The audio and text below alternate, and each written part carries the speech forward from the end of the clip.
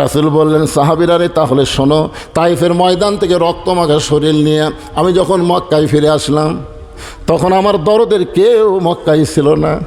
দরদের বিবি খাদিজা কিছুদিন আগে দুনিয়া থেকে বিদায় হয়ে গেছে। দরদের চাচা আবু তালেব দুনিয়া থেকে বিদায় হয়ে গেছে। এই রক্তমাখা শরীর দেখে আমার দরদের কেউ ছিল না।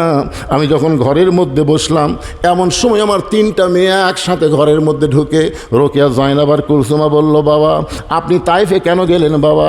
তাইফবাসী আপনাকে পাথর মারলো, গোটা দেহ রক্তাক্ত হয়ে গেল, এই কষ্ট আপনি কেমনে সহ্য করবেন বাবা? 3টা মেয়ের মতন কথা বলে যখন ঘর থেকে বাইরে যায়, এমন সময় ফাতেমা ঘরের মধ্যে ঢুকে দরজা বন্ধ করে দেয়। রাসূল বললেন, ফাতেমা দরজা কেন বন্ধ করলি? ফাতেমা বলতেছে, বাবা আপনার মাধ্যমে আল্লাহর কাছে আমার কিছু প্রশ্ন আছে। রাসূল বলে, ফাতেমা কি প্রশ্ন করবি?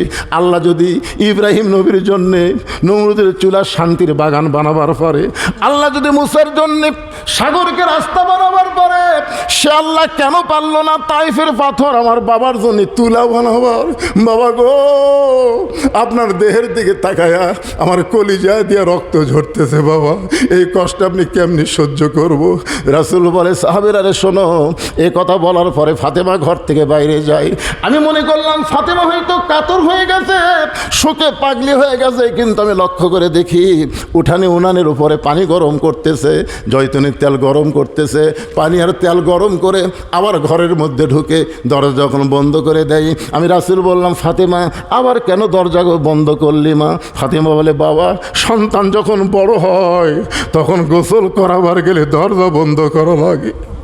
রাসূল বলেন, সাহাবীরা রে শোনো, ফাতেমা দরজা বন্ধ করে দিয়া আমার গায়ে থেকে রক্তাক্ত জুব্বা খুলে আমার যত জায়গায় তাইফবাসী পাথর মারছে, ওই নরম গরম পানির মধ্যে নরম কাপড় চুবড়াইয়া আমার গোটা দেহ পরিষ্কার করে এক সময় নরম হাতের আঙ্গুলে জয়তুনের গরম তেল নিয়ে আমার ক্ষতস্থানে যখন লাগায় দেয়, কখন আমি নবী ঘুমায় গেছি, আমার নবীর আর কোনো স্মরণ নাই। এক সময় ঘুমের মধ্যে স্বপ্নে দেখি আমার শিয়রের পাশে আমার গর্ভধারিণী মা আমিনা এসে কাঁদতেছে। আমি নবী নই, আমি একটা এতিম সন্তান হয়ে মাকে বললাম, মা এত বছর পরে যখন আইসেন আর আপনাকে যাবার দেব না, এই বলে মায়ের হাতটা খপ করে যখন ধরেছি স্বপ্নে, এমন সময় ফাতেমা আমার কপালে চুমো দেয়। আমি চুমোতে চোখের পানি চোখের মধ্যে ঢুকে আমি চেতন পাই, বলে, ফাতেমা কি জন্যে কান্দিস মা? ফাতেমা বলে, বাবা আপনি মনে হয় স্বপ্ন দেখেছেন বাবা, আপনি স্বপ্নে মা বলে আমার হাতটা চাইপা ধরছেন, এই যে দেখেন এখনো পর্যন্ত হাতটা চাইপা ধরে আছেন। রাসূল বলে, ফাতেমা মা বলে যদি তোর হাতটা চাইবা ধরি তাহলে শুনে নে, তুই শুধু আমার মেয়ে না, তোর কলিজার মধ্যে আমার বসত করে মা আমিনা।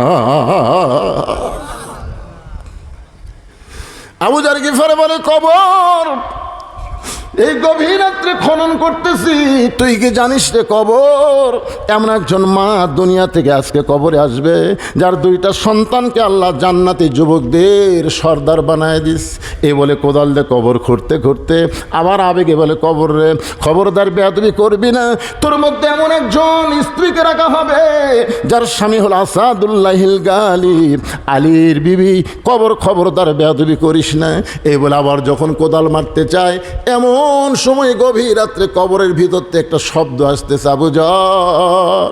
এটা কিন্তু মা ফাতেমাকে লক্ষ্য করে বলতেছে না, এটা আমাদের সবাইকে লক্ষ্য করে বলা হচ্ছে। আবু যার কার মেয়ে, কার মা, কার বিবি, কাকে কবরে রাখা হবে এটা কবর দেখবে না, কবর দেখবে আমল যদি ভালো হয় কবর জান্নাতের বাগান হয়ে যাবে, আর আমল যদি খারাপ হয় কবর জাহান্নামের গর্ত হয়ে যাবে। এই শব্দ শোনার পরে আবু যার গিফারি আর কবরের পাশে থাকতে পারে নাই, পাগল হয়ে কবর ছেড়ে যখন চলে গেছে। গভীর রাত্রে হযরত আলী, ফাতেমার লাশ কিন্তু খাটনিতে তোলা যাবে না, ওই লাশটা কাঁধে নেওয়া লাগবে।